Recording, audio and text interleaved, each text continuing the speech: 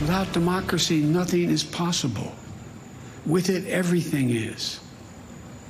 So, my fellow Americans, we must all do our part to perfect and to preserve our democracy. It requires people of goodwill and courage to stand up to the hate, the lies, the extremism that led to this vicious attack. It requires all of us working together, Democrats, Republicans, independents, on behalf of the common good to restore decency, honor, and respect for our system of government. Hi again, everyone. It's 5 o'clock in the East. An American president proclaiming his allegiance to democracy should not be noteworthy because the ideals of a democracy should be more American than apple pie.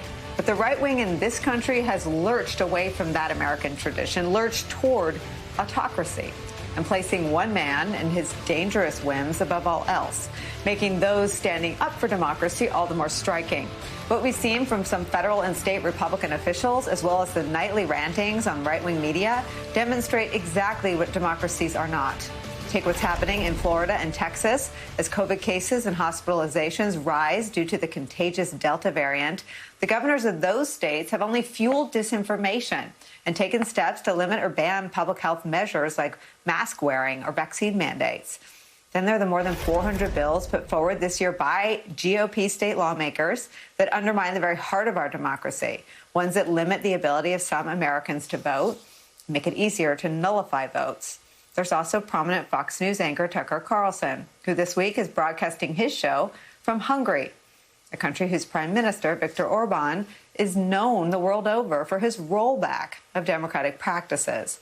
Carlson's warm embrace of Orban described like this by Ann Applebaum in The Atlantic today. Quote, showing how much he despises the U.S., its Constitution, and its heritage, the Fox News host is celebrating the achievements of a petty Central European autocrat, Viktor Orban.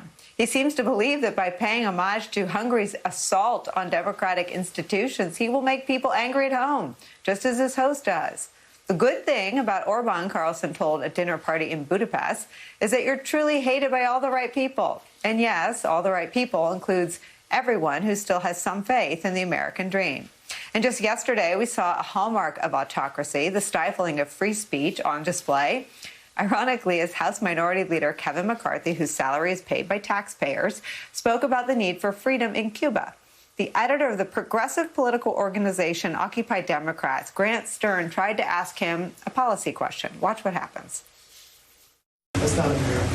That's not what we stand for. And that's definitely Minority Leader, you said that the 1960 revolution it created tyranny on the island of Cuba, and I am asking you a question. It's not a Democratic or Republican issue, so why do you oppose the January 6th Commission, sir? Why do you oppose the January 6th Commission, sir?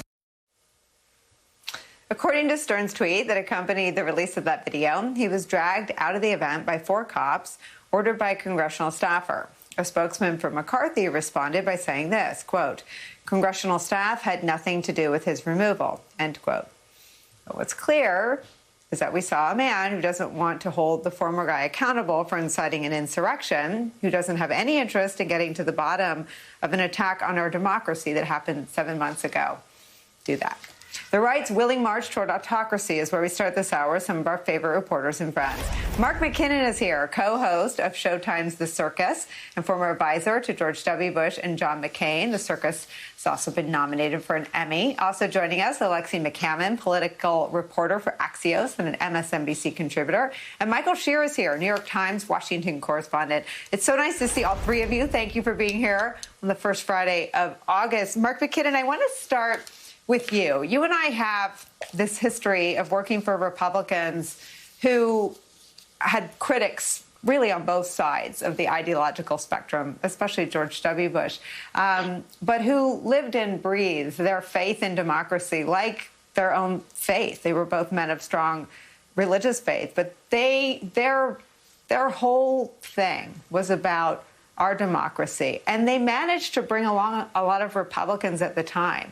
I find it unbearable to watch the likes of Mitch McConnell and Rob Portman and Roy Blunt and all those guys, they're largely guys who were there, look the other way as Republicans try to damage and roll back the central tenet of our democracy? Well, hello, friend. Yeah, I it's one thing for Satan to do what he does. We've come to expect that. But who I really hold responsible are Satan's enablers.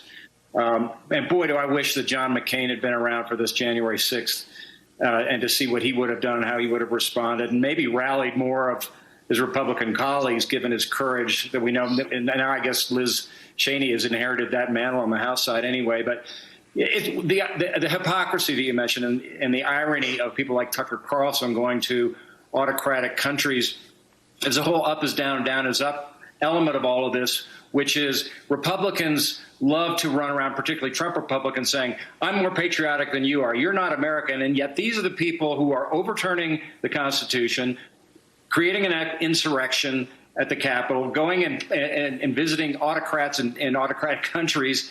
And meanwhile, the Republicans who demanded 33 hearings on Benghazi don't want to have one hearing on a domestic event where more lives have been lost when you include the suicides than Benghazi. No, it is such an important point. You know, Michael Scheer, I understand from some of my conversations that President Biden is deeply pained by what he saw on January 6th.